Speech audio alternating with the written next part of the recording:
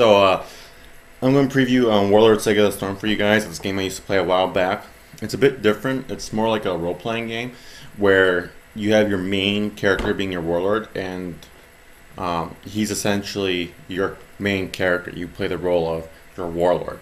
And then your smaller characters in your army are very similar to your main role player of the Warlord, but they play just like second fiddle majority of the time.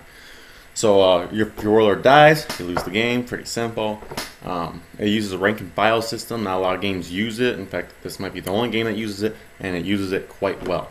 So let's take a look.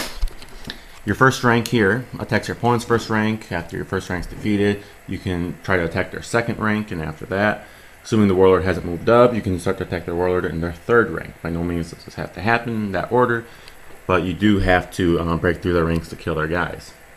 You can move around your characters in ranks as long as it doesn't make an illegal rank. So for instance, if I want to move this guy into this rank so he can attack the opponent's rank, make the first rank, all I have to do is spend him to move forward. Spent characters don't attack. Spending uses up your order to attack that character.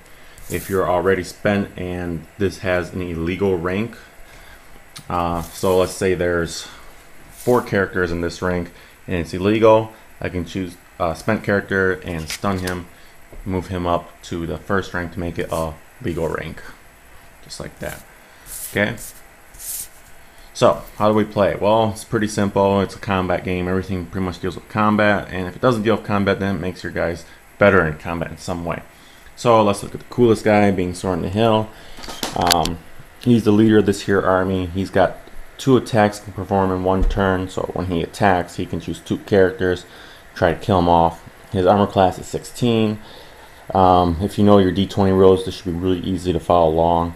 He's a paladin, he's a dwarf warlord, can cast first and second level cleric spells, and dwarfs all become evil in his army. He has a react of whenever a wound is removed from him, he gains +2 attack permanently. So I do believe this 6 turns to an 8, that 1 turns to a 3. He's only got 3 hit points, so he is kind of hard to keep alive, but by no means is that, something to keep you guys from using him. He is a pretty good warlord for a newbie like me.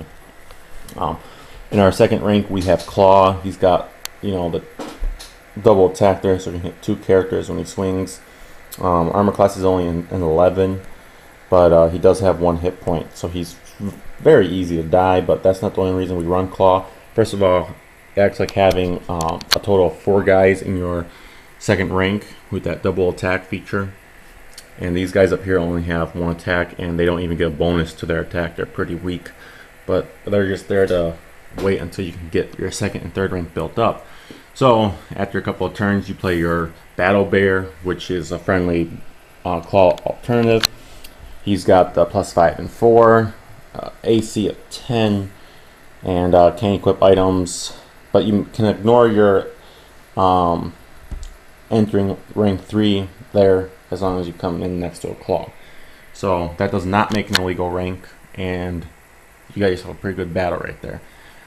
So my advice would be to move up a Claw or even your Battle Bear relatively soon so you can get these beaters out there. Then we have Soren down here. What's Soren going to do during all this? Well, Soren doesn't have to do a whole lot. He really wants to remove wounds from himself and make himself stronger so he can get out there and just bash face really fast. So if we look at our ranks real fast, we'll see the first and second rank each have 3 characters. Third rank still has 1. So something to beef up our Soren a little bit is to use Bruntor's Helm. It gives him +1 to the armor class, so it's going to bump that up to a 16. You have to at least be a level 5, so we take his 5 there and look, they add up. It's pretty good.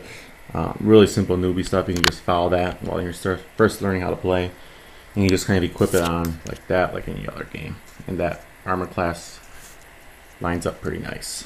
Okay. Gives them +1 hit point while Bruntor's Helm is equipped. Doesn't get much simpler than that. So that'll keep your Soren alive for a little longer. Now if you feel like it, you can equip another item onto him and just keep him alive. Here we have Cure Serious Wounds.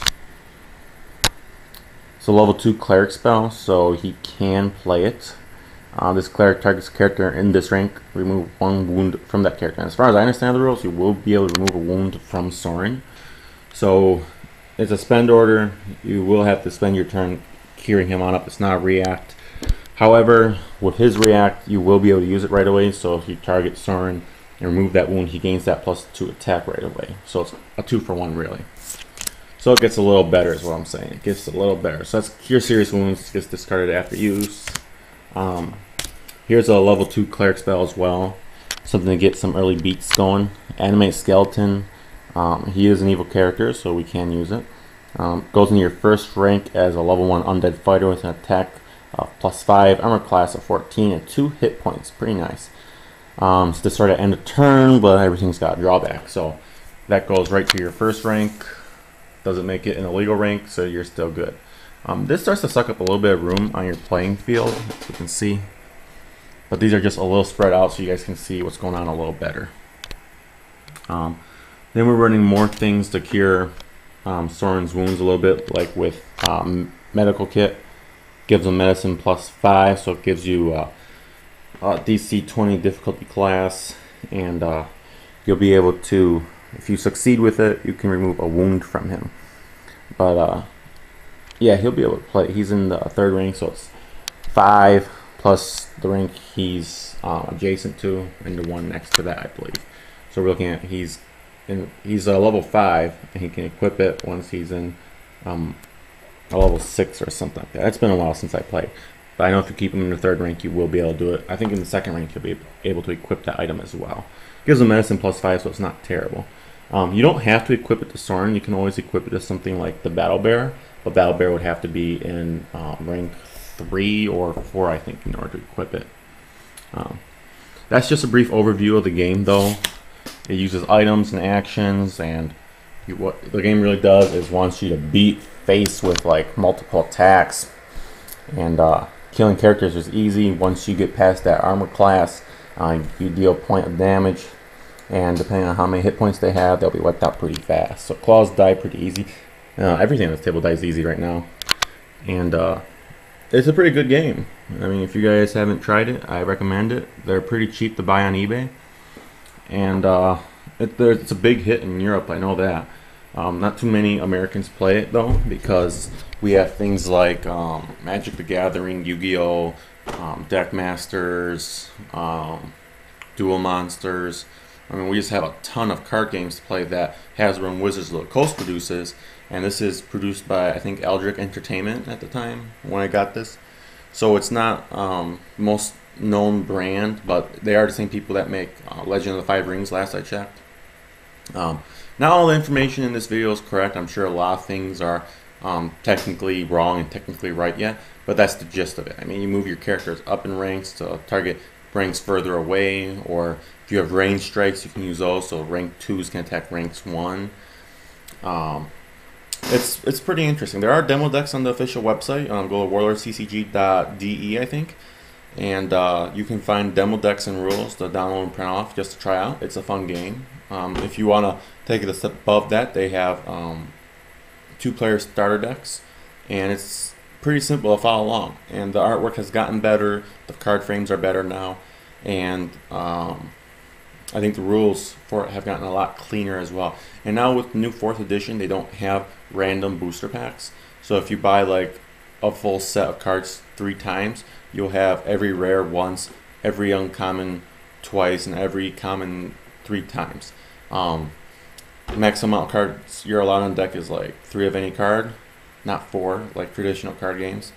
And you can't have more than like half your deck of any one type. So you can't have more than half of it full of items, actions, or characters.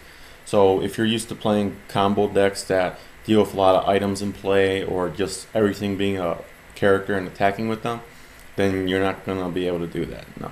You've got to make sure your deck's kind of evened out so that everything's kind of in sync with each other. Leave me a video or comment below, and tell me what you think. I mean, it's an alright game. If you have experience with the game, let me know. YouTube does not have a lot of Warlord Saga the Storm videos up. So let's get this thing rolling a little bit. It's a good game, and people should play it.